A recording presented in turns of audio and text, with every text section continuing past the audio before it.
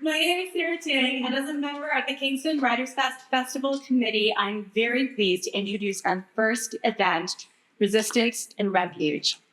The Writers Fest theme this year is a word after word after word, and power. We want to begin this event and the festival by acknowledging those who first told their stories in this place, the people of the traditional Anishinaabe and Haudenosaunee territories. We're grateful to be gathering on these lands, and we honor those who lived here before us and still call it home. Many of us are of settler stock, and today we are telling stories in English. But we acknowledge both the rich history and the many languages of the peoples who have always occupied this land, and our shared responsibility to peaceably share and steward its resources. In a moment, I will introduce our moderator for today's event, but first a few words about the event itself. It will last approximately an hour and a half, which includes a short Q&A at the end, so please come to the mic. Here we go, at the front of the center and ask your questions. If you have any mobility concerns, just raise your hand and an usher will come to you with a mic. I draw your attention as well to the Pen Canada empty chair. As we gather to celebrate our freedom to write and to read, this vacant chair symbolizes the absence of a writer whose defense of these freedoms has led to their persecution and imprisonment. There are too many. Please visit the Pen Canada website for more information. Kingston's Writers Fest would also like to thank Chez Piggy Restaurant and Pentancho Bakery for sponsoring this event, and their author patrons, Kathy and Richard Cooper, author patrons of Madeleine Thien, Jen Allen, author patron of Canisia Lubrin, and George Thompson, author patron of Eric Friesen. We're also grateful to our government funders, the City of Kingston Arts Fund, the Ontario Arts Council, and the Canada Council, in particular the Governor-General's Awards Book Fund, and to the many institutions, businesses, and individuals who support the festival, as well as to the absolutely dedicated volunteers who have worked so many long hours for the love of books. To all of them, thank you.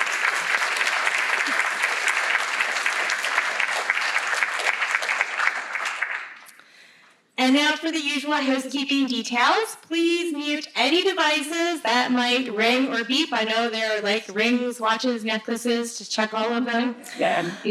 Refrain from taking pictures or recording the event. We do have a festival photographer whose photographs will be posted daily on the KWF website, and they're going to do a really good job, so don't worry. Okay. Now it is my pleasure to introduce this evening's moderator, Eric Friesen. Eric Friesen is a lifelong broadcaster who thinks of himself as a pilgrim of creative change and renewal. As a broadcaster, writer, and institutional leader, he has spent his professional life launching new initiatives and contributing to myriad organizations that support music, literature, and education in Canada and the United States. A frequent presence at concert venues throughout Canada and Italy, Eric is spending his retirement introducing concerts, giving pre-concert talks, and conducting interviews with artists. He's currently the artistic advisor to Queen's Performing Arts at Queen's University, writes regularly for the Queen's Quarterly magazine, teaches a course in music discovery at Victoria College, Toronto, and serves as the hard-working chair of Kingston Writers Fest Board of Directors. In 2019, he received the Order of Canada. Eric started in a little radio station in Altona, Manitoba at the age of 15, joining the CBC a mere dozen years later. For Eric, it was a dazzling world, music, information, programming, the arts, and like Walt Whitman, he says, I wanted to embrace it all, as indeed he has. And this isn't written here, but he's also an incredibly charming person with the most amazing voice you'll ever hear. So please join me in welcoming Eric Friesen.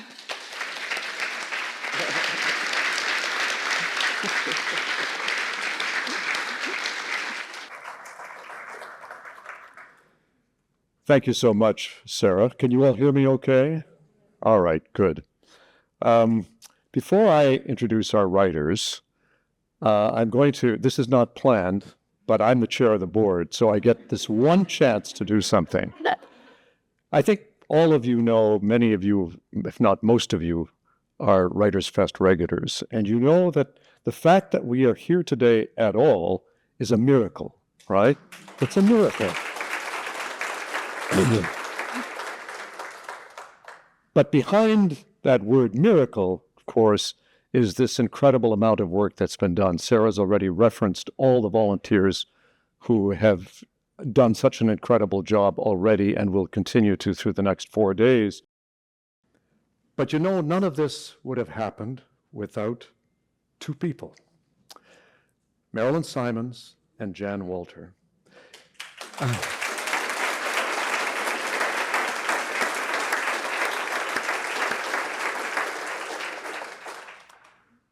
Success in the arts is always about leadership, and they have provided the most incredible leadership, and the amount of effort and all of that has gone into it is just extraordinary. As a board member, I know it full well.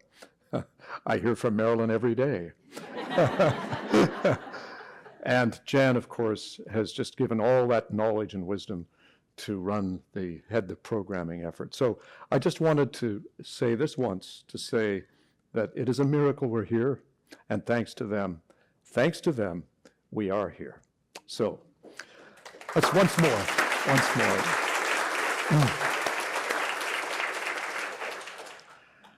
Now I'm going to ask our two writers for tonight to come up to the podium.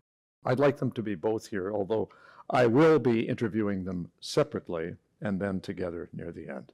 So please, Canisia and Madeleine, please come and join us here on the stage.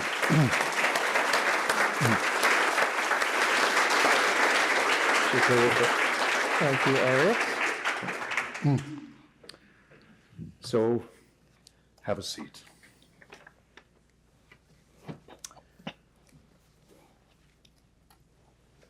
Welcome, Canisia. Thank you very much. Can you all hear her okay? Hello. All right, I want to check these things, as an old broadcaster. We have to be heard. How about you, Madeleine? Yes, hello. All right, very good. Everything is working. That's delightful. So, Sarah, thank you for those words. From your lips to God's ears, as they say. Anyway, it's such a joy and an honor to be here in this first event of Kingston Writers Fest 2025 with these two extraordinary writers, Canisia Lubrin and Madeleine Thien. I'm going to have a conversation with them each individually. I want them to be up here, though, because eventually I'm hoping that we might get a little cross conversation going as well. And then we'll do this for about an hour, and well, now it'll be about an hour. And then we'll start taking your questions, as Sarah said. So I want to give each of the writers their due, and so how do you start, right? Who do you start with? Well, to me, the fairest way, as I've already explained to them, is we'll do this alphabetically. Since L becomes before T, is that okay? We'll start with Canisia. Okay. Canisia Lubrin is, in a word, a marvel. She's an acclaimed poet, she's an editor, she's a writer, and a professor.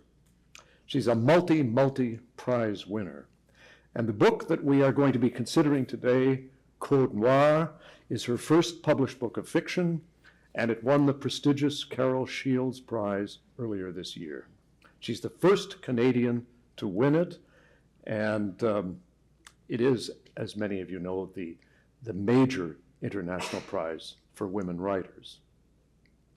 She has previously published 3 books of poetry, and one of which won the Griffin Prize for poetry, and a 4th book is coming out soon, The World After Rain, coming out soon. Yeah.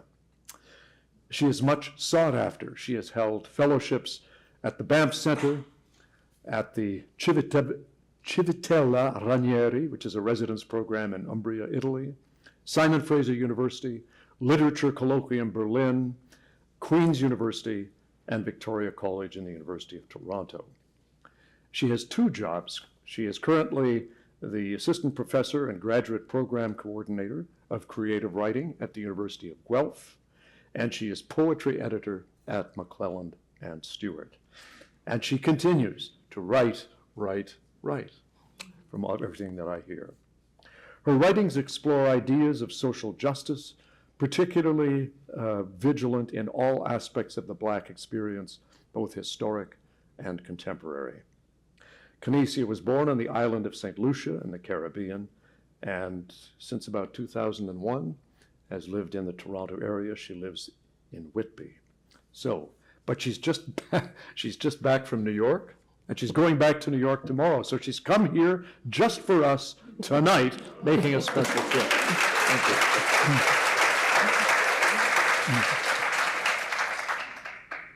So Canisius, such a beautiful and unusual name. Is it a family name? It is not. I really enjoy the way you say it. Do you? That's, yeah. It can have about 1 million pronunciations, and I've heard about, one shy of 1 million. Yeah, I'm sure. But you say it the right way. Okay, thank Yeah, you. it's not. There's a whole family lore about how I got named. Nobody has time for it right now, so Want to give us the short version? there isn't one. Oh, there isn't one. Yeah, Do you like the name? I love it. Yeah. Good. So you should. It is beautiful. That's a nice It really name. is. So of all that you've already accomplished in so many ways, we're going to focus today on your recent book, Code Noir, a series of 59 stories, all relatively short, some very short. And the jury who awarded you the Carol Shields Prize said this about Code Noir, quote, "A virtuoso collection that breaks new ground in short fiction. Her prose is polyphonic. The stories invite you to immerse yourself in both the real and the speculative, in the intimate and in sweeping moments of history. Riffing on the Napoleonic decree, Lubrin retunes the legacies of slavery, colonialism, and violence." Well said, don't you think? If you say so. I say so. So let's start with the title of the book, Canisia, Code Noir. Perhaps you could just explain a little bit what it is and why you chose it. Yeah.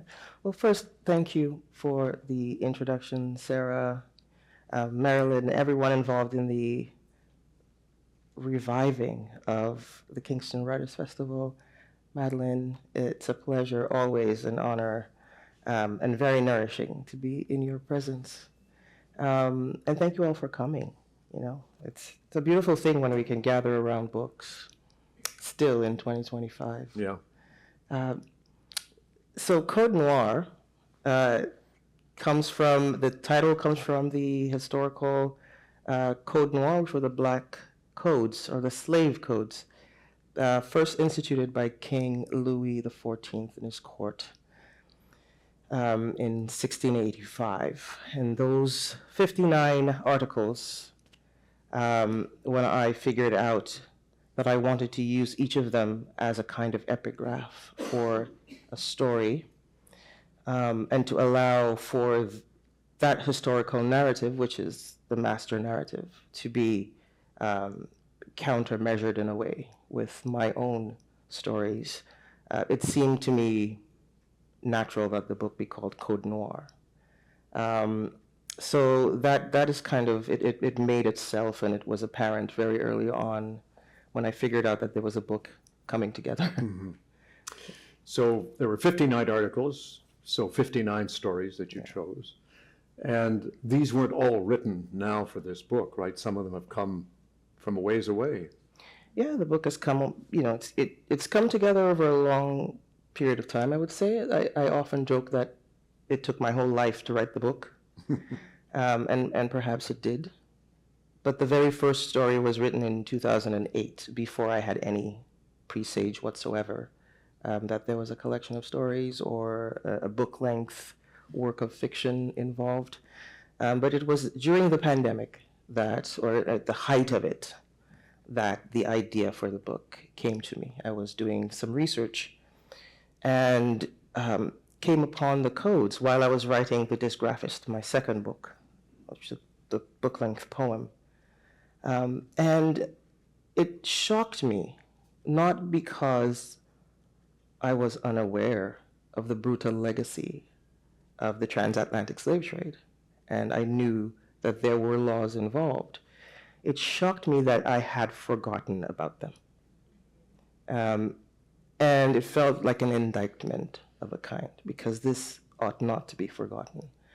And so I thought, what I need is the telescopic canvas of fiction rather than the compact, distilled language expressions that can live inside of poetry. And so that's how the book then found its shape and its purpose.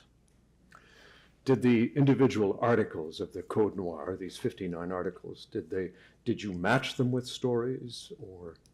I did, but it nearly doesn't matter which article is put next to which story. I simply wanted to have fiction next to fiction, because these articles of King Louis are fiction. No one is a slave. Epistemologically, ontologically, no one is a slave, but people are enslaved. And there is a verbing of a life into subjugation that I thought any code, of any of King Louis's codes, can sit next to any of the stories, because I was not interested in reproducing the deadly genius of those terrible codes. I think by now we all know of what they've done to the world. And I wanted to train my attention on, the broader canvas of what it took to actually survive that history. And in that way, it would feel like a kind of capitulation to that horrific colonial ideology if I had simply reproduced, represented, dramatized the fictions. That would be way too easy for me. And so I trained my attention on the materials of fiction that, if you work them in an ethical way and in a right way, and we'll use the word right, then they reveal the truth next to the horrific fictions. Is that what, would you say, is that the theme running through all of these stories, even though they're so different? You can call that a theme, I think. But it's less about that than, for me, bringing the town square or the village square into the telling. I wanted to counter the singular, terrible voice, the dead voice of King Louis's codes, with the vitality and the vibrancy of Black life in many, many forms, including the more unrecognizable forms of story that we have. Right. And so that's really what it is. Why don't you read something for us? Sure. Have you chosen? I did. I did. And so I'll read from Hula Hoop Prophet, which is paired with Article 9. And there are 59 drawings in the book. So each of King Louis's codes are defaced with black and white drawings by the brilliant Torquace Dyson. And some of them are not quite legible. They're kind of hard to read. So I subject myself to the result of the aesthetic. So this one's not too bad. I could see it. Article 9. Free men who will have had one or more children from their cohabitation with slaves, together with the masters who will have suffered them, will each be condemned to a fine of 2,000 pounds of sugar. And if they are the masters of the slave from whom they will have had the said children, want, in addition to the fine, that they be deprived of the slave and the children, and that she and them be awarded to the hospital without ever being able to be freed. Hula Hoop Prophet.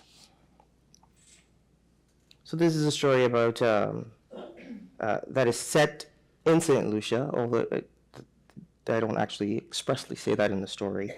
In the early 90s, when NAFTA was, instituted, and most countries in the Caribbean who relied so much on agriculture were left in a lurch. And this is why most Caribbean countries now have a tourist economy mainly as their engine. And so this is, a family, in the aftermath of that.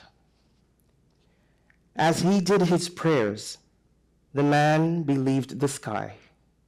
The signs were born in the evening, signs that the drought would end sooner than the weather woman had said. Wind and drizzle through stiff leaves and dust as far as could be seen. Low, howling nebulas rustled during the night. Nearer to dawn, steam left the crusted ground, envoys leaving small serpentine cracks, vanishing up the ribbed stems of coconut trees. The drought ended. Dawn broke the new day. At sunrise, Charles eulogized the plastic tarpaulin he had taken from his father's tool shed. He had placed it over the rusting galvanized roof of the house 3 days ago when he was sure he could sense the rain. Then it came, heavier and heavier, until it filled the white enamel teapot in the corner of the room. That tarp hadn't been large enough to cover the whole 12-foot wide triangular roof. But the man became a bad dream, trapped beneath a rusting ceiling. But exhausted by the drought as he was, the rain had convinced him that desire was possible again, that a feast, some loving, a song, his children eating ice cream, could remind him of all that he was. Charles blinked. The small alarm clock on top of the laundry basket near the window had clicked on. Almost 5:30. In the still waking day, he reached toward the corner behind his head and uncovered jeans worn yesterday and the day before, a blue cotton t-shirt, holey black socks, and his faded black cap. 3 steps to the kitchen. Into jean pockets his long fingers went, like desperate fishing lines, fingernails as dark as rotting bait. A man whose grade 5 education had once allowed him to practice an art as precise as farming, now lowered the survival of his family to lukewarm luck. He hoped to salvage an accountant's story from his pockets. From his right palm, 7 coins rolled and stopped on the kitchen table. From his left hand, he let fall 1 black button and 2 tamarind seeds. He said, "If you're listening this morning, I hope some more today." Amid the clattering of coins, the paring of seeds and button, and the veins of rain darting down the sides of the roof, Charles heard Zara's footsteps from behind the bedroom wall. She walked into the kitchen, pinching sleep from the corners of her eyes. The morning habit of thick thumbs and fingers. "I have to take the boy to the doctor today, Charles." Charles kept his face dreamy, careful. The woman picked the coins off the table and looked at them in her open palm as if they were nothing but stones, small, lifeless pebbles. But she could say little to Charles, who knew the accountant's story better than she did. 5.50. "I bet people will drink plenty coconut water at the market today," he said. "I have to take Clyde to the doctor for his 2-month checkup." "I hear you the first time, Zara. And what? If you have to get medicine, wait." "Okay." Zara folded her arms to hoist her braless breasts, forced her feet into a pair of small rubber slippers. Outside, the rain needled her warm skin. She used the baby's bath basin to cover her head, shielding herself from the possibility of catching a cold, just like her parents had taught her. Quickly, she placed buckets and pails beneath waterspouts around the house, swapping full ones for other empty vessels. Once she was back in the kitchen, back inside the house, she prepared cornmeal porridge on the 2-burner kerosene stovetop. She did not trust that the drought had broken for good, and her priorities were, first, catching water, breakfast for her family second, whatever else would keep her from drifting off into the seething rage of her thoughts about what living on an island meant in the same year that water was discovered on the planet Mars. Next. I'll stop.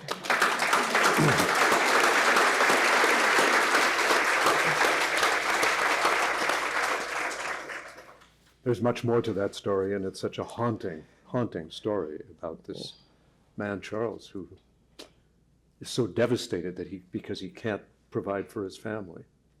And the children are, anyway, you must read it. You must read it. You already mentioned the unusual part of this book, which are the illustrations before each story. Did you commission these? It came out of a conversation. So Kwasi and I have the pleasure of being friends. So And she's a big deal artist, right? in New York. Yeah, she's phenomenal. An extraordinary thinker. I mean, she thinks with drawing and paint and graphite and charcoal, but she's also a really extraordinary, critical thinker, about the philosophies of art and how she does what she does. But we were having dinner and chatting about how work is, as you do with your friends. And she wondered about the book, and I said, well, we're having a little bit of trouble with the treatment I would like for the King's articles to have. I needed their presence in the book to be disturbed, to be rendered marginal, even, or pushed somewhere into the background. And she just offered to make the drawings, and they were there. She did them directly over the proofs. Just sent her the manuscript, and she drew right over the pages. Wow. Yeah. What a gift. Tremendous gift. What a gift. Yeah. I'm so lucky. Adds so much to the experience of reading the book. It does. Yeah. I feel that it does double the book somehow. Yeah. How have you come to be a writer, Canisia? What a question. Who knows, Eric? I've always loved the way that language moves and the way that it works in the flesh. And I do mean that I feel language in the body. And it's a thing that I learned on my grandmother's lap as a wee thing. And she would regale my brother and I with stories and folk songs and, these kinds of things when we were little. Every night around sunset, we would run into her little dark bedroom with the fireflies coming in, because there's no light fixture. So it was a candle and fireflies coming into our window. And she would tell us these stories, and I was always utterly transported, and I never wanted it to end. And she would have to repeat them, just for my benefit. My brother might have taken off by then. But it was one of our primary languages, and she taught me a lot about story and language in that way. And of course, I lost her early in life, but whatever she did in that bedroom stayed with me. It lodged in me such that I felt I could live this life, and I have interest in many, many different things. And I might be good at a few things, but this is the life I would choose. There's a story in the middle of the collection in which the voice telling the story says, "It was grief that would make me a writer." And I quoted that to you in an email, and you said you resist your work being autobiographical. Yeah. So I guess my follow-up question, which I didn't do in the email, is what is the engine inside of you now that makes you write? I think it's an unknowable thing, and I think that's for the better. The more that language escapes being entombed, the better off we are as a species, I think. So in a sense, it's a cohabitation with language, and all that it makes possible. I feel a great sense of possibility in language in a way that I don't in many other mediums and forms. There are a number of things that speak to me on that level, music being one of them. Language is another, and I love visual art. but I think there's something to the way that language impresses on a life and the way that it animates living that I find endlessly fascinating. And I think it's that thing that I go for. I go after that. How to make language feel embodied, feel like a third, fourth, maybe even a fifth presence in the room. But what is the content? Oh, it could be any content. I will draw from anything.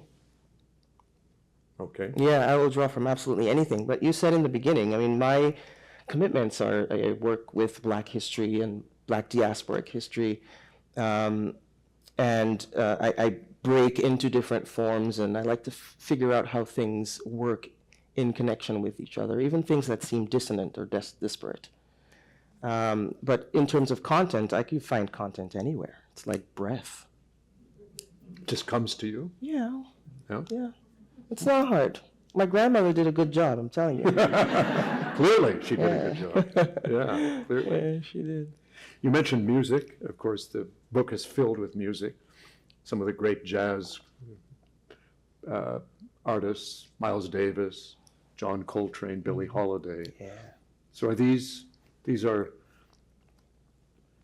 writers these are musicians that really move you, speak to you? I do. I love their music. But also, I think these particular musicians were deeply worldly and engaged in seeing quite far ahead. If you spend time with Billie Holiday's music or Miles Davis's music or Coltrane or Nina Simone, there's a kind of deep thinking about the world in that music, and it arrives as feeling, as expansive feeling. And there is a thing that escapes temporal sense that I really, really enjoy. And so they are some of my favorite musicians, although I tend to resist using the word favorite. It's too static for Why? me. It's too static. Okay. Yeah, it's, there are a lot of things that move me, and I rather stay supple and open to possibility.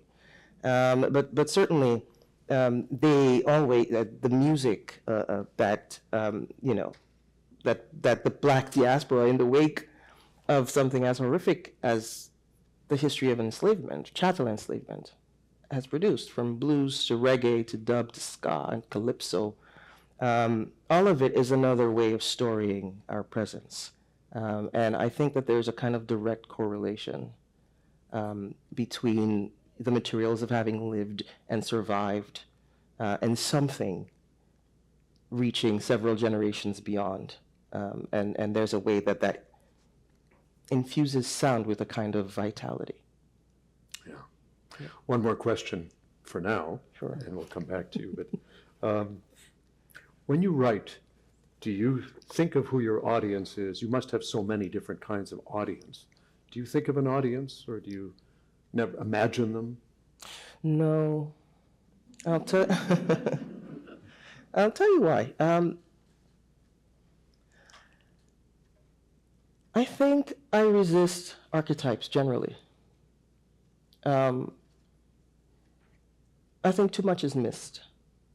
And to think of the reader, as a singular receptacle that you just pour something into, that is not interesting to me. It's not. And it seems false. It seems like a terrible misapprehension of what we encounter when we engage with art. I think that the person who arrives at the book and is a willing participant will actually complete the work of the book. And so that's who I see. And that's the kind of reader I am, and I actually also aim to become. So it's a constantly moving, relationship. And I find that really rich and rewarding. Beautifully said. I will come back to you. Okay. But thank you, Canisia. Thank you. Wonderful. Thanks for the questions.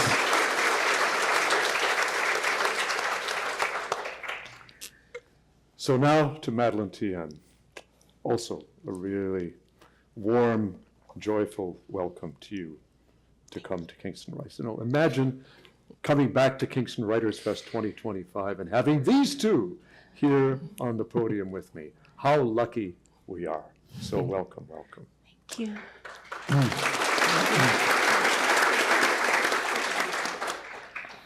As many of you know, Madeleine was born in Vancouver. She was born just 2 months after her Chinese parents emigrated to Canada, and she grew up there. But she has lived and taught and written in many other places: the Netherlands, Hong Kong, the US, Zimbabwe, Nigeria, Singapore, and Japan. Her home now is in Montreal, where she lives with her partner, the novelist Rawi Haj, and Madeleine still teaches part-time at Brooklyn College in the City University of New York.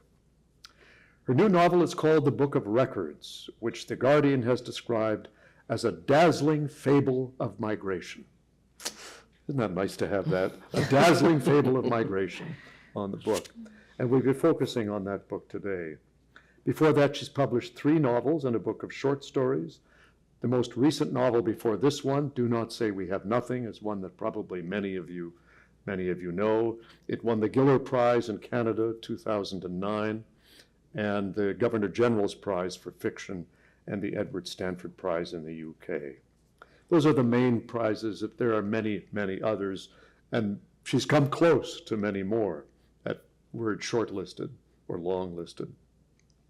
Her books have been published in over 25 languages other than English. She was also editor of the Granta magazine Canada edition, which came out a few years ago. And she's written the libretto for an opera, Chinatown. And it's particularly obvious from her last book, Do Not Say, that she loves and knows music. But here's something you may not know. When Madeleine was a child, she actually trained to be a dancer.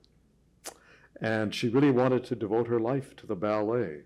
But in the end, for reasons not all entirely of her choosing, she abandoned dance for writing. And may I say, we're all delighted that you did. We're delighted that you did. So Madeleine, welcome to Writers Fest. Thank you so much, Alex.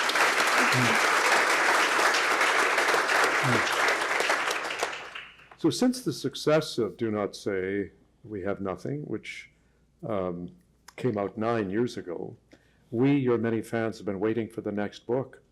And it's taken a while. It's taken 9 years.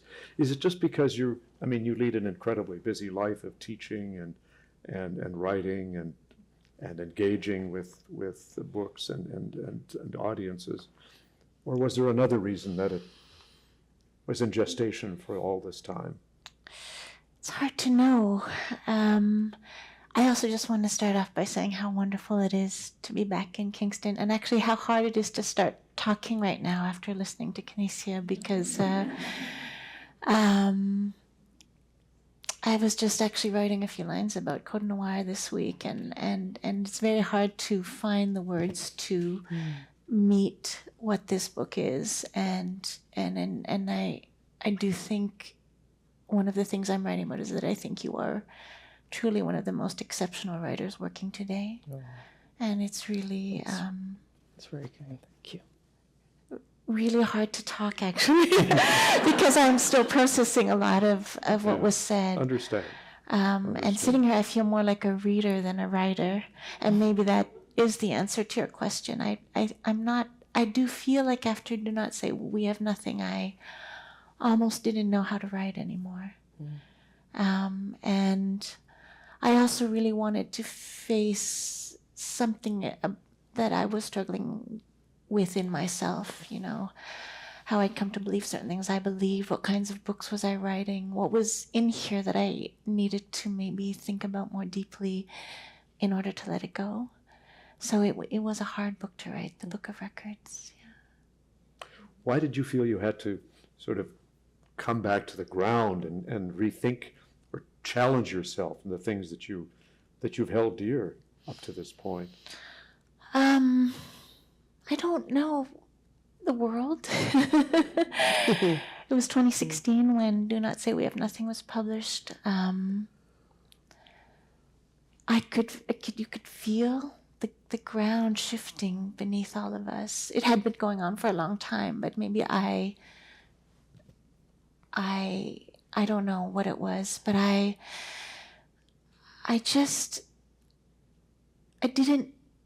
didn't know. I had spent 10 years writing books about totalitarianism and genocide. And I didn't really know.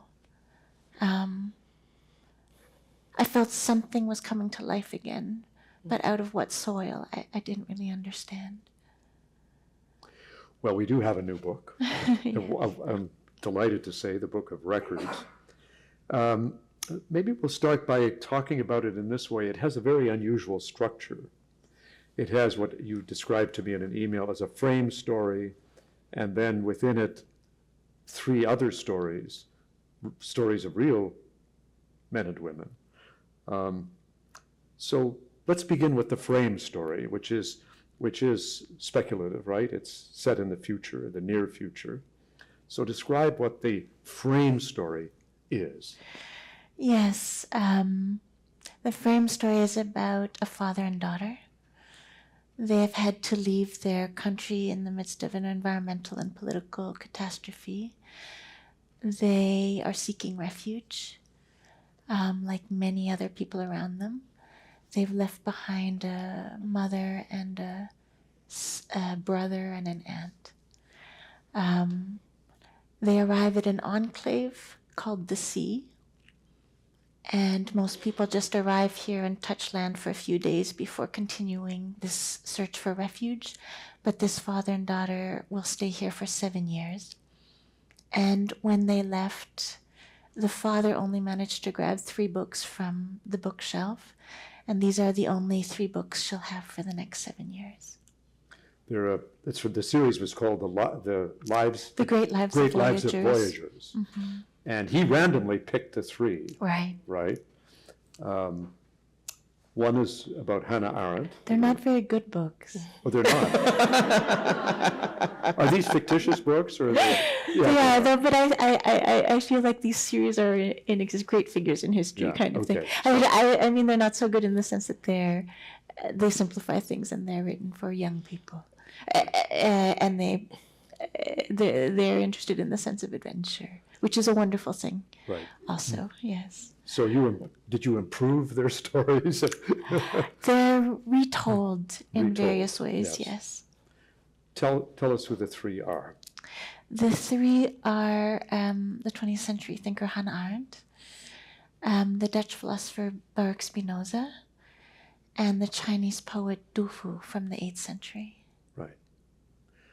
And why these 3? I mean, this is a big series of books, right? Yes. Why these 3? There's 90 books in this series, and I think the girl Lena also wonders why these 3.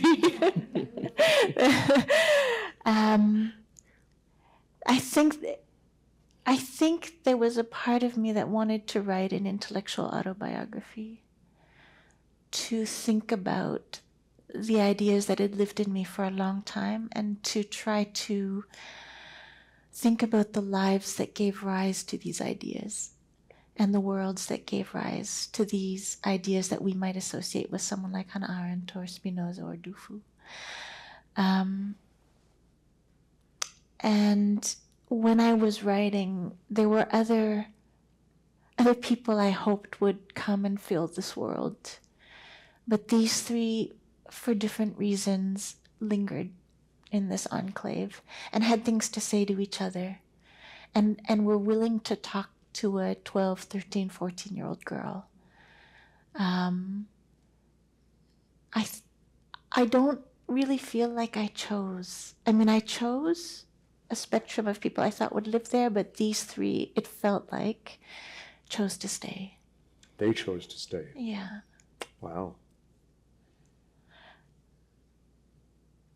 Yeah, I don't know. They were willing to let me transgress into their lives. That's what it felt like to me, or at least that's what I told myself. Yeah. Does something connect the 3 of them? The complete collapse of their worlds and the hope of friendship as a homeland. That isn't something I knew at the beginning. That's something that arose as their different stories were being told. And I suppose when you have the three telling stories, it's kind of intercut. They flow through each other. There's kind of like centuries wash into this place with Lena and her father. That maybe as they told their stories and listened to each other's stories, they, at least in this novel, they recognize certain threads that are connecting them all and have all brought them to this place with this girl. Right. And they are all three voyagers in a sense, right? Yes. Hannah Arendt Has to be. comes to the United States. Yeah. Baruch Spinoza, who's banished from his community, Yes. starts wandering around doing different things, and then Du Fu, Fu. Yes. who's always searching just to stay alive. Just to stay alive, yes. And Right. then when we, yes, at some point, there's a long journey for him trying to go home. Right. Yeah. Would you like to read something for us? Yes. Eric made the selection. I suggested it. Yes, yes, and that's really nice for me. It's a Baruch Spinoza section. He is on the brink of being excommunicated. He has been informed on by a friend whom he cares about deeply, and he's been called to a meeting at this friend's home. The next night, Baruch set out, moving comically slowly, hoping each step would lead him back to antiquity. The water chuckled against its banks, and the wind blew through him. Arriving at the door of the third man, he knocked so softly even his hand didn't hear the sound. Nevertheless, it opened. The third, smelling of tobacco and sugared bread, had he always been this somber, this gentle, embraced him. Baruch was shivering and did not remove his coat. Inside, two pillars of the community waited. They studied him in perplexed yet loving silence. Soon 2 more pillars arrived. All 4 were candles of varying shapes, tall, thin, stout, thick. The third man, retreating to a corner, merged into the shadows. On the table beside the shallow Persian Chinese dish, Baruch's pages lay in full view.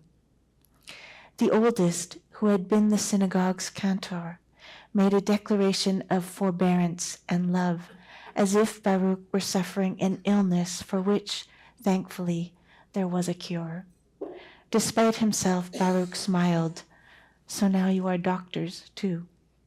Refusing to be insulted, the first pillar said, "My dear, dear Baruch, you've lost your father, mother, stepmother, brother, and sister. In times of grief, good men feel surrounded by wilderness, as if their soul is being tested by God. And in this darkness," Baruch said, "they learn to strike a match and find light." The pillar lifted Baruch's writings, and as if to summon some other Spinoza into the room, an ill version, he began to read. How odd it was to hear one's private thoughts in another's voice, to be in one's own distorted presence. Yet I am standing right here, Baruch thought, diseased or not. "What have you to say for yourself?" asked the second pillar. "I believe there is no escape from thinking and from the repercussions of our own thoughts." "Fine, tell us what you think." "I think that our sacred and revered texts were written by men, not God. Our holy book is no more and no less than literature. It is a book of stories." The pillars stared at him as if he had transformed into a chair or a bird before their eyes. Baruch continued, "I think that you wise men, respected though you may be, are also only men.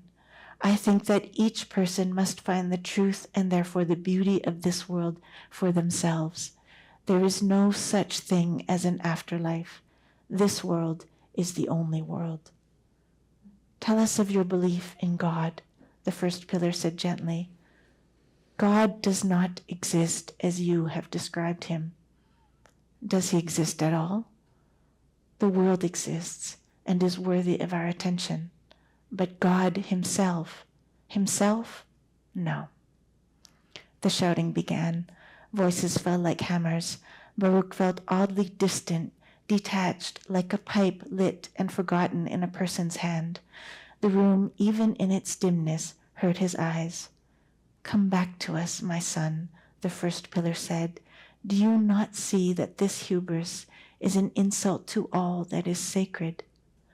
Baruch had the hallucinatory sensation that his family surrounded him, shouting and weeping. They were at his bedside, trying to wake him from a terrible fever and a fatal illness. It is you who are dead, he told them gently. Every human being is a piece of time. Your very cells have become part of the soil, other animals, the air. Your hours, minutes, and seconds have long since dissolved. Ask Father, he knows the truth. The pillars burned the pages, which was a relief because, frankly, they were poorly written. He would do better on his next attempt.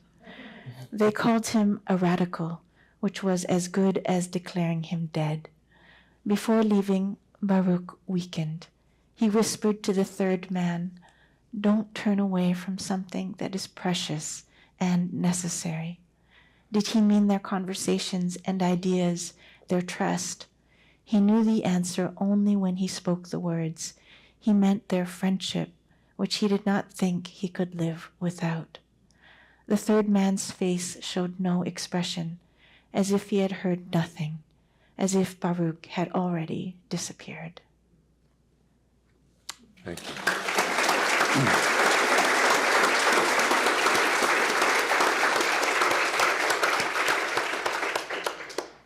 It's such a heartbreaking story.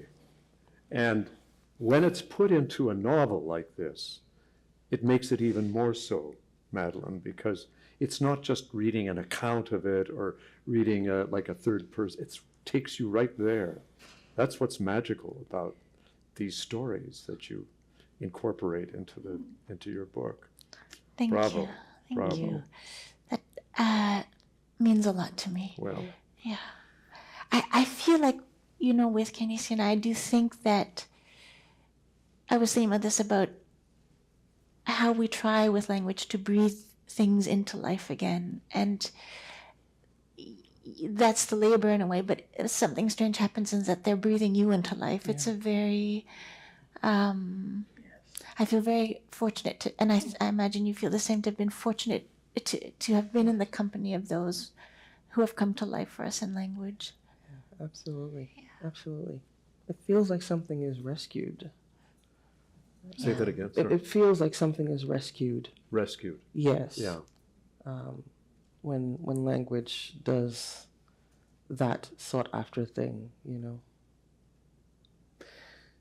You said at the beginning that when you were working on this book, you had a thought about writing a kind of intellectual autobiography. And that's stuck with me because throughout this book, there are so many aphorisms. and I made a note that I always write when I'm reading a book like this. I wrote that there's wisdom on every page. This book is a feast of wisdom, and it's gleaned from these very difficult lives. So one way of, maybe in the few minutes we have left in our conversation, is just to highlight one or two of them and you could comment on them. Mm. I don't know if they're yours or whether they're rarely mine. They're rarely yours. So here's one of them. I think happiness is an encounter. It's a kind of blessing. Oh, that might have been mine, yeah. You see, I think happiness is an encounter. It's a kind of blessing. Mm. How do you understand that? Originally, for a long time, this novel was called The Happiness of the Many. I was thinking about what that means. And I did think, because for those, with Do Not Say We Have Nothing and Dogs at the Perimeter, it holds some of the worst things we do to one another. And I felt that I wanted to write about that thing that we fight so hard to keep alive, that thing that we go through such difficult things to preserve, not just for ourselves, but for others. Maybe that's the most important part too. And I wanted to think about these threads of happiness. And throughout this novel, they feel it. At times they don't expect to feel it. They feel they belong to this world, and they're not going to give that, even if they have to continuously make that belonging for themselves and others. It's that they're not willing to let that thread die. But you have to feel it and love it and long for it to want to keep it alive. Right. Yeah. Right. Yeah.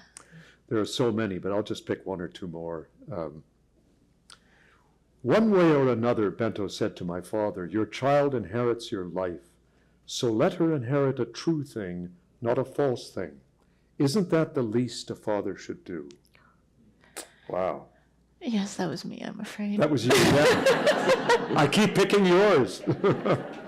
It's a brutal thing, he says to the father, but it's something I think in that moment the neighbor Bento thinks that the father needs to hear, because the father has a story he needs to tell his daughter, and he must tell it to her before she begins the rest of her journey.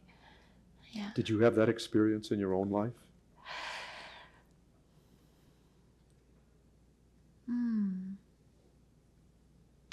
Interesting. I don't know.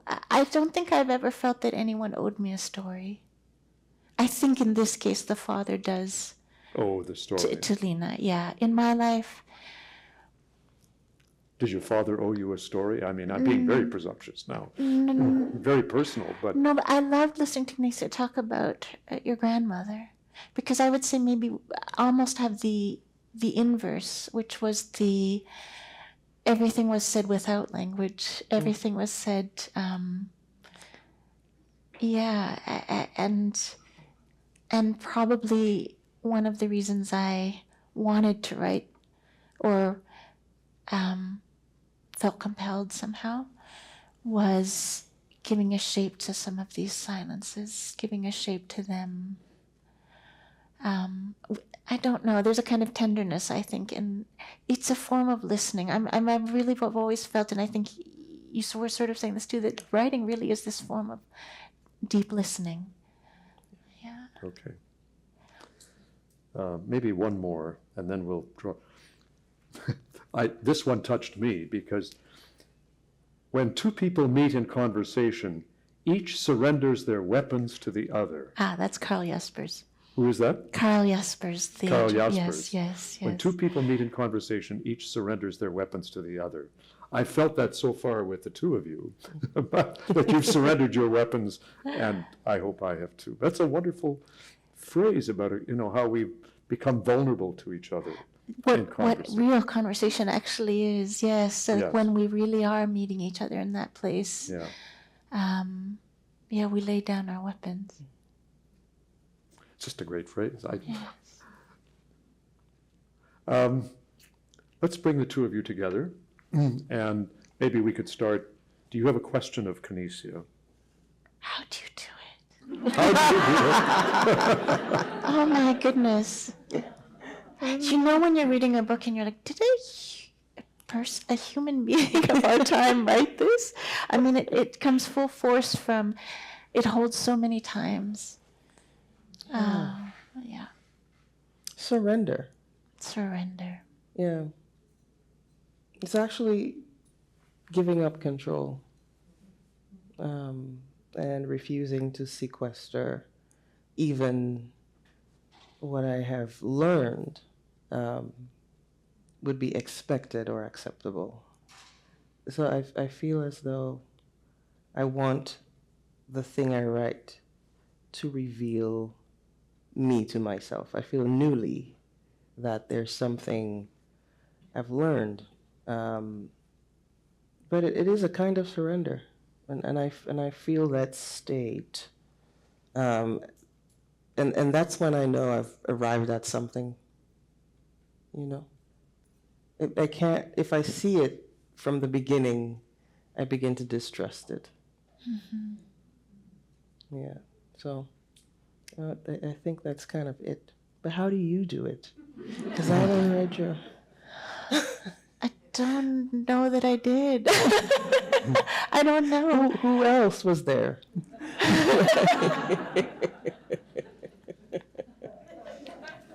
Good. That's good. You recover. I think that thing of just a feeling of the need to keep going back to the well to see, because I also need to drink, and also, I wonder, like I that speaks to me when you say surrender, and I also feel like when I first turned to writing, I so much wanted to leave myself. Yeah. And I think it's going to take 40, 50 years to return to figuring out how to write with myself. I still feel like I'm kind of trying to leave myself. 40 or 50 years from now? Well, now it's been like almost 40 years. No, that's not right. But it's been a long time. Yeah. I don't know. I do feel, as I'm starting a new book now, I'm starting to write something now, like back at the beginning all over again. Like I have no idea how to do this thing. It's a chronic condition, I'm afraid. Do you feel the same? Absolutely. It's like, why, not only I don't know how to do this, but also you have to talk yourself into why you do it all over again. It's not as though you're not aware. It seems, that there's something that presses on a reset button when you get to the end of a work, and you have to get to know language all over again, because then you might risk just reproducing the same extant material, without that reset button having to be pressed. And so I just embrace the chronic condition, and then I go and get some acupuncture.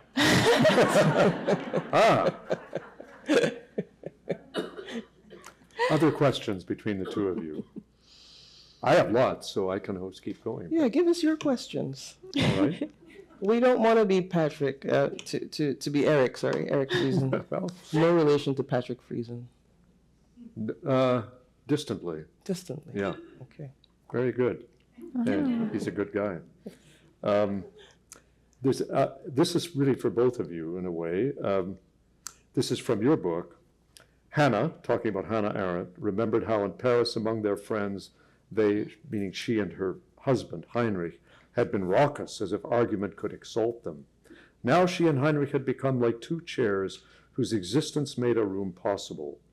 He had shown her that four walls, a home in other words, was not anchored to a building or a place. It could be made of time. It could be made of something as intangible as a promise. So, my question is, I asked you this question 7 years ago, where is home? And you said you didn't know. So I ask you again, and I'll ask you too, where is home? For Madeleine Thien. I think it's with the people we love. I mean, I would say my home is Rawi.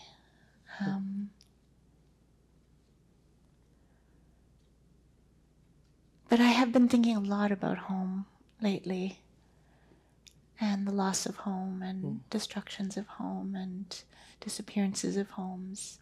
And every time I lay down in bed at night, I can't believe I have these four walls and a ceiling and a bed, and I will be able to sleep through the night.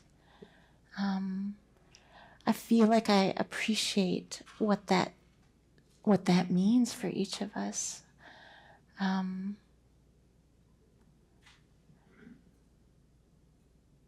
It's hard to think about home without thinking of other people's homes. Right. Yeah. Okay. Yeah. How about you, Canisia? I very much agree. But somehow, every time I think, or maybe it's not me thinking, but when I'm forced to think about home, being presented with such questions, I always want to make home an abstraction. And that's because I think every thought I might gather around this idea will be too limiting. So I like to think of home as home is living. Home is where life happens. And with those we love, and with those with whom we can be complete in our complex, flawed selves. And right now, in this world is so fractured, and in a kind of fibrous, disheveled state, that even the concept of home is unstable. And that's for all of us. And that was clear to me, for instance, when Hurricane Sandy made it out to New York, for instance. And you know, in the ways that meaning and language itself or themselves are contested ground. All of these things in which life happens. And I think more broadly, there's an entire ecosystem that we risk losing, which is the entire planet and its human and non-human inhabitants, because of all of the catastrophic things that are happening simultaneously all over. One more question, then we'll take questions from the audience. There's a question that this is I want to get this right.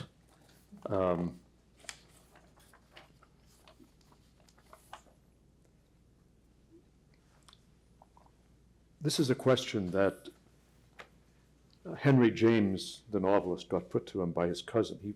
He had a very active correspondence with his cousin Minnie. And in one of the letters to Henry James, she asks him this question: tell me something you know to be true. So that is my last question to each of you before we take. Tell me something you know to be true.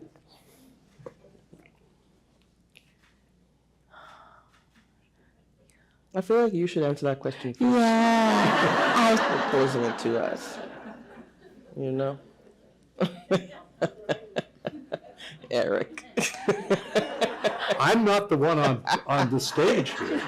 I feel like I know that Canisia's statement just now is true.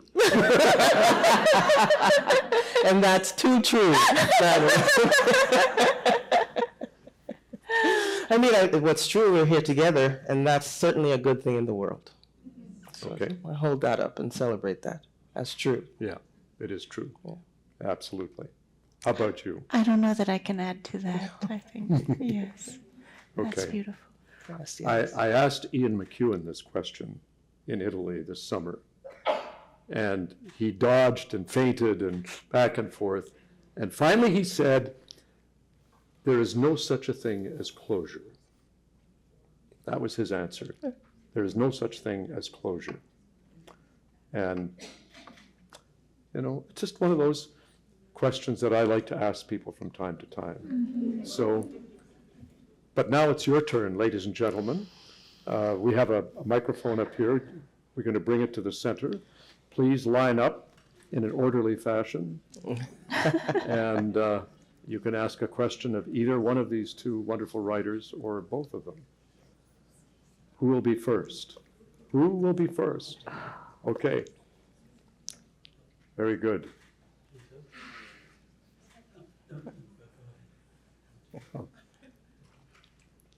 Hi, good evening. Yes, I am also an author at this festival. My name is Therese. Thank you so much for your time, Canisia and Madeleine. My question is, both of your books, your recent books, engage in some way or form with the speculative, with sort of like the fantastic and the near future. And I was just wondering what it was like for you both personally and and artistically to engage in that kind of literary landscape. Like, was it something different for you? Was it something that felt like easy or interesting? Just what it was like. Thank you. Thank you, Therese. Nice to see you. Nice to see you too. Congratulations on the book. Oh, thank you. Yes. So that's a good question. I think I have a rather simple response because I probably know this to be true. I think all writing is speculative. Perhaps even maybe just outside of the manual that you get when you buy like a piece of furniture and you have to read it to figure out how to put it together. Outside of that functional language, what we tend to think of as creative writing, I think it's always a speculative endeavor.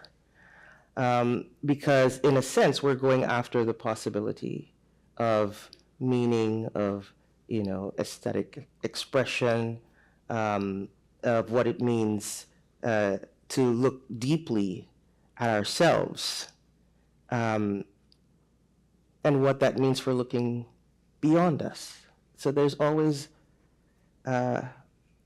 an attempt that we can call speculative in writing. So I didn't feel any exceptional way with working in that vein. Now, if we're talking about the fantastic, that's the language I grew up in. Like with my grandmother, the folk tales, the folk songs, those stories, they were all in the vein of the fantastic. There were fables, there were folklore, and the world makes sense to me that way, actually. Sometimes more so than what we think of as realism. Because I find there's a lot about realism that is unbearable, and in a way that realism is that it can condemn itself in a kind of rigid reproduction of something that gets in the way of that possibility that I'm talking about when we go after possibility with speculation. So that's kind of where I sit with it. It's a good question. I think about it some more. That's a really good question. I agree with what you're saying about realism, and I had been thinking over the last few years when I was teaching that a lot of we all just in our contemporary culture, a lot of literary fiction is built from literary fiction. Like it's like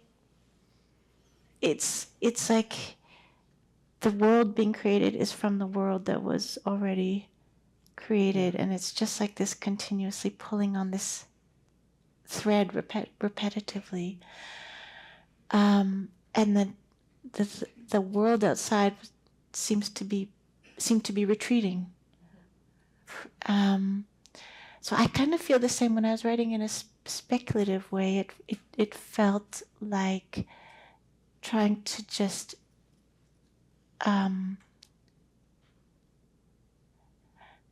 it felt real to me.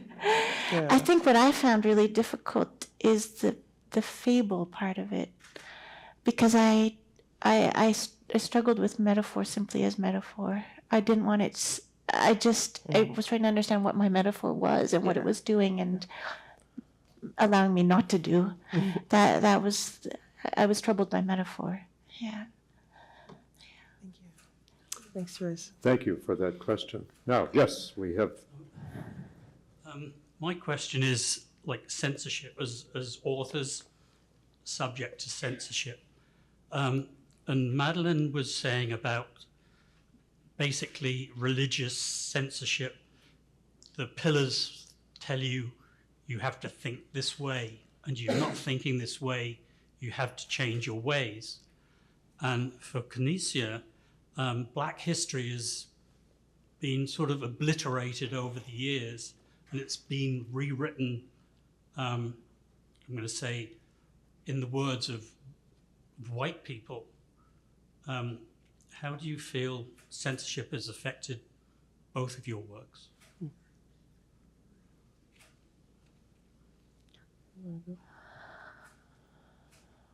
Oh.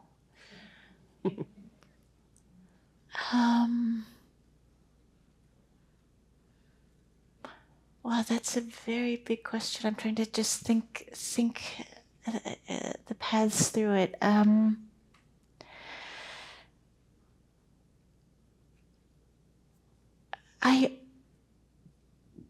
I don't know that.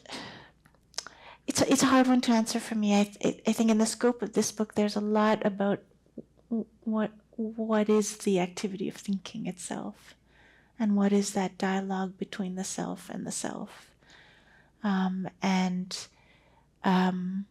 speaking to ourselves without the received phrases of the times in which we live, or the kinds of slogans that will make a thought simply close in on itself.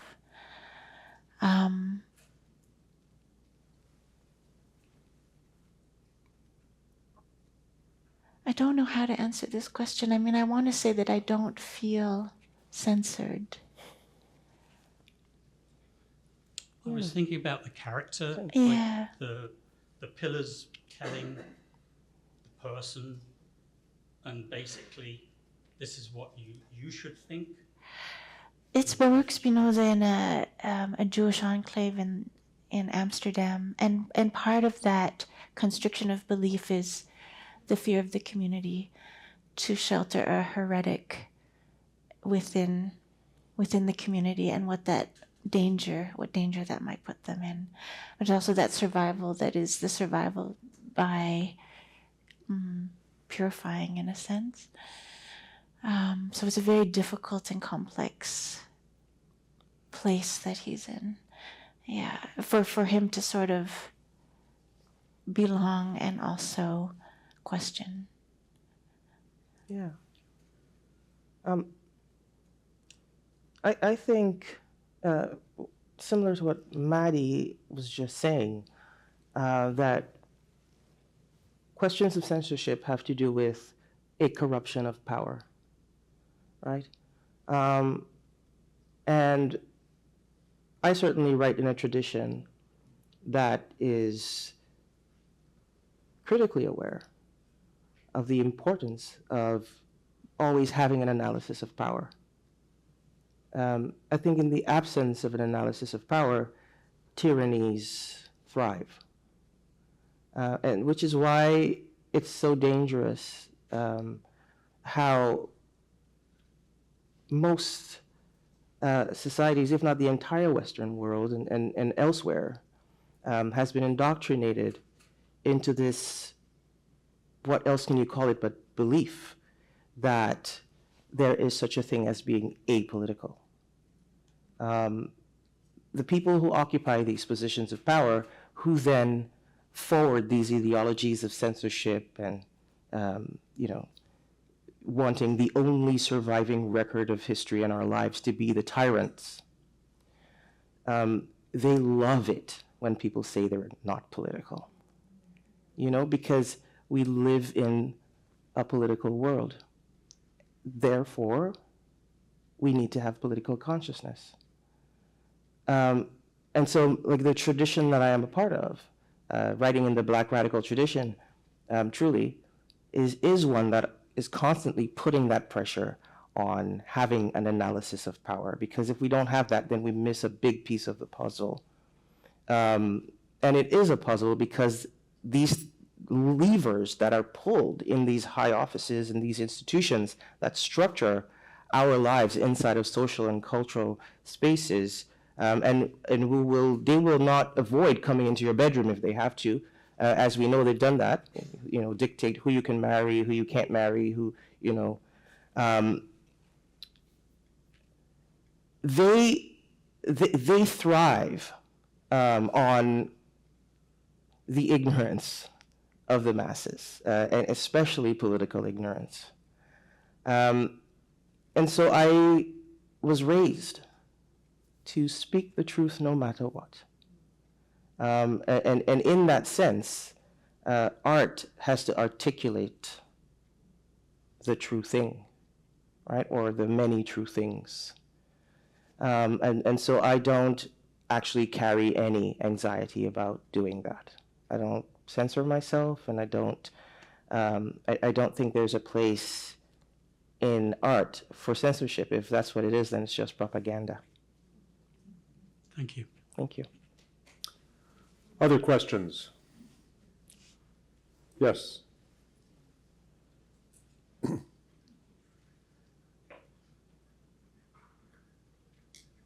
Take my glasses off so I can't see you, so I'm not as nervous. Thank you both for your words. They were very inspiring and very thought-provoking. I was just wanting to ask both of you if you were always confident in the book you were going to produce, or if you ever had doubts, and if you did have doubts about what you were producing and what you were writing, how did you get past that? Never. I'm still not past it. I don't know, Maddie, there's always doubt. Always doubt. Always. I think it's a complex negotiation, actually, between a lot of doubt and a little less doubt. And so you're constantly going through this motion. But it's really trusting the work. Like I was saying earlier, it's that sense of surrender. Once I reach that, I feel something transcendent has happened. And then I feel I can trust that, which is not to say that, the thing doesn't have its failures and its flaws. And actually, sometimes it's even more interesting for its failures and its flaws. But it's really just reaching for the true expression of the thing, whatever that is, And so I feel actually quite confident in doubt, if that makes sense. It does, yes. Maddie? Yeah, I agree, and I think for me they're like living things. So in a way, there's doubt, but it's not. It's something else. It's that sometimes when I'm working on it, I feel like it understands itself, but I don't understand it. Yeah. And it's just this long process of me learning to see what this living thing is, and each time it is like a plant. Each time you touch it, it moves. It does something It else. takes on a life of its own. Yes, and then it'll blossom something incredible that you never intended, which you then have. Sometimes, yeah, it's. I don't know. You follow it. I think that's what is exciting about the doubt is you. I don't necessarily doubt it. No. I sometimes doubt my own ability to see it. Yeah. And it's a lot about persistence. I feel like it's just persistence. You just keep looking. Yeah. Those are the perfect words. It really does feel like there's a fully formed thing that you keep grasping at. And it's okay not to be sure what that is, because the making of the work is how you get to know it, and then you bring that intimacy onto the page. Yeah. That's exactly it. Wonderful. Thank you very much. Thank you. Thank you. We have time for one more question before we wrap up. Anyone? Yes. Or two. You're creating so many thoughts in my brain. But I want to know how long it took you to write your book and how long it took you to write your book. And did you have a lot of kind of little drafts that you were or did you just get that inspiration and write the chapters. And your book is very unusual. Yeah. So I haven't read it, but I look forward to reading it and your book as well. So that's my question.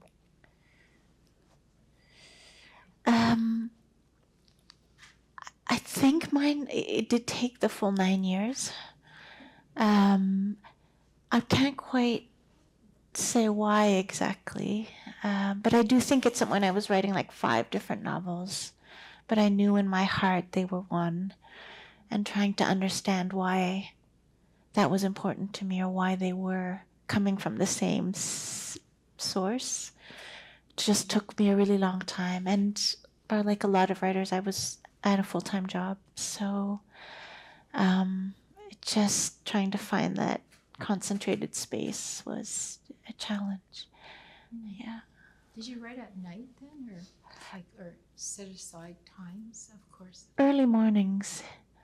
Yeah, that's when I'm the most. What? So, what did you say? Yes, I'm. That little voice, that doubt actually gets stronger for me as the day wears on. But in the morning, it hasn't woken yet, and I can work in peace. That's funny. So the very the oldest story in here was written in 2008, but I didn't have this book in mind. And then there were about 10 more that were written in that interregnum between 2008 and, let's say, 2014, about 11 of them. And then the book appeared, as a project. And I spent about 2 years drafting the rest.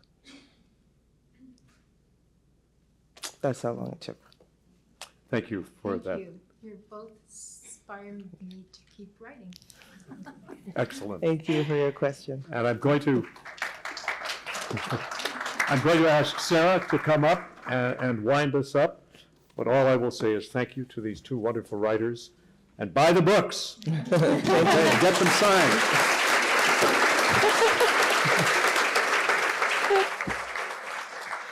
Thank you so much, Eric, Madeleine, and Canisia, for this unique and provocative conversation. I truly feel like I am 20% smarter just from having been in this room, so that's amazing.